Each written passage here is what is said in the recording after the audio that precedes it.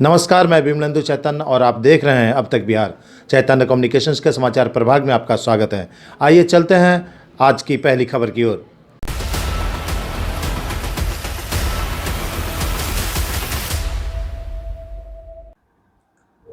नमस्कार, आप देख रहे हैं अब तक बिहार, मैं विमलेंदु चैतन्य। हमारे पीछे जो बैनर आप लगा देख रहे हैं, इससे आप सहज अंदाजा लगा सकते हैं कि हम बात पंजाब नेशनल बैंक की कर रहे हैं। पंजाब नेशनल बैंक का स्लोगन है भरोसे का बैंक, मतलब पंजाब नेशनल बैंक।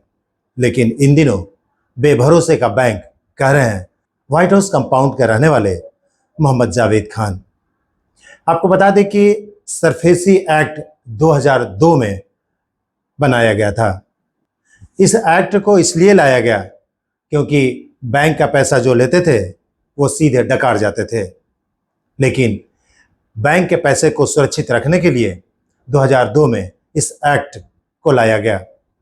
इस एक्ट के तहत वैसे लोगों पर कार्रवाई की जा सकती थी जो लोग बैंक के पैसे को शुद्ध अपने मुनाफे का पैसा समझते थे। लेकिन इन दिनों बैंक बेभरोसे का बैंक बन चुका है क्योंकि पंजाब नेशनल बैंक में भूमाफिया और सरफेसी एक्ट का उल्लंघन करने वाले लोग मिलकर इसका सीधा सीधा मजाक उड़ा रहे हैं, या यूं कहें कि इसका जीता जागता उदाहरण है व्हाइट हाउस कंपाउंड के रहने वाले मोहम्मद जावेद। चलिए आपको श्री जावेद से मिलवाते हैं और क्या कुछ वो कह रहे हैं ये सीधे आपको उन्हीं की जुबानी सुनाते हैं। मेरा नाम शमसुल हसन खान उर्फ जावेद खान है। मेरे भाई ने पंजाब नेशनल बैंक राय काशीनाथ मोड़ से 21/3/16 को एक रजिस्टर्ड मोर्गेज जमा करके उसने लोन लिया था, जिसमें उसका हिस्सा दोनों डिड मिला करके 2 डिड मोर्गेज है, जिसमें 1280 स्क्वायर फीट होता है और 723 स्क्वायर फीट ज़मीन हमारी है। पंजाब नेशनल बैंक ने बिना पूछे, बिना मुझसे कंसर्न लिए उनको लोन सेंक्शन किया, और जब मुझे पता चला 2020 में तो मैंने उनको लीगल नोटिस भेजा, जिसमें बैंक ने कहा कि मैं हटा दूंगा। सबसे बड़ी चीज़ यह है कि बैंक ने 2019 में डीआरटी पटना कोर्ट में ऑलरेडी केस कर चुकी थी। जब केस हो चुका है कोर्ट के अंदर डीआरटी में, उसके कोर्ट में केस रहते हुए बैंक को कोई अधिकार नहीं बनता है कि किसी प्रॉपर्टी को बेचे या खरीदे, या किसी को खरीदने का अधिकार नहीं, चूंकि मामला अंडर सब जुडिस हो चुका था 19 में। सबसे बड़ी चीज यह है कि 2020 में जब मुझे पता चला तो मैंने लीगल नोटिस भेजा और उसने कहा कि मैं हटा दूंगा। पंजाब नेशनल बैंक ने 2 फॉल्स एफिडेविट जमा किया है। एक डिस्ट्रिक्ट मजिस्ट्रेट गया को फॉल्स एफिडेविट दिया, जिसमें उसने मेरी जमीन को भी 21 में उनसे ऑक्शन का परमिशन ले लिया। अब ऑक्शन हुआ कि नहीं हुआ, यह सबसे बड़ा इशू है। पंजाब नेशनल बैंक ने माननीय उच्च न्यायालय पटना में एक एफिडेविट जमा किया, काउंटर एफिडेविट, जिसमें बाकायदा ये लिखा हुआ है कि कॉलम 8 में कि कोई आदमी बिडिंग में पैसा जमा ही नहीं किया, ऑक्शन इन्फ्रुक्चुएट कर गया, तो फिर ये आदमी माननीय डीआरटी कोर्ट में एक पेपर जमा करते हैं, मिस्टर सज्जाद हुसैन, जिसमें ये रसीद जमा कर रहे हैं। एक जाली रसीद जमा किया है कोर्ट को।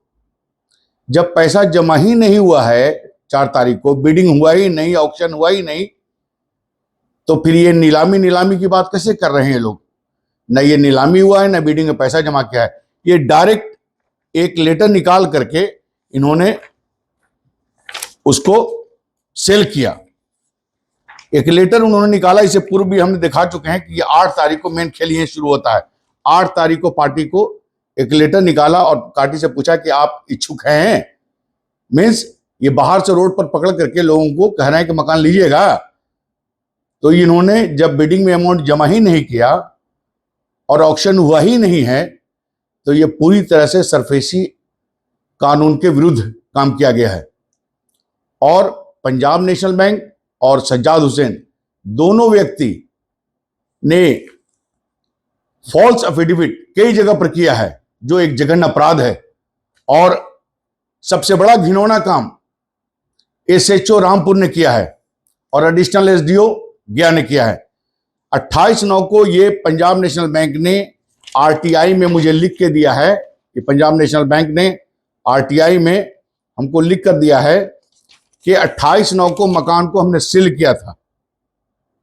जब 28/9 को ये मकान सील हो गया था तो 28/9 को सज्जाद हुसैन रामपुर थाने में एक केस करते हैं जिसमें कहते हैं कि प्रशासन ने कब्जा दिया। तो एक सील मकान को तोड़ करके कब्जा कैसे दिलाया गया एसएचओ एडिशनल एसडीओ के द्वारा, यह भी एक जघन्य अपराध है और इन पर मुकदमा हो चुका है कोर्ट में, और कोर्ट ने इनको सैंक्शन के लिए कहा है कि इन पर मुकदमा चलाने के लिए सैंक्शन का आदेश मांगा जाए।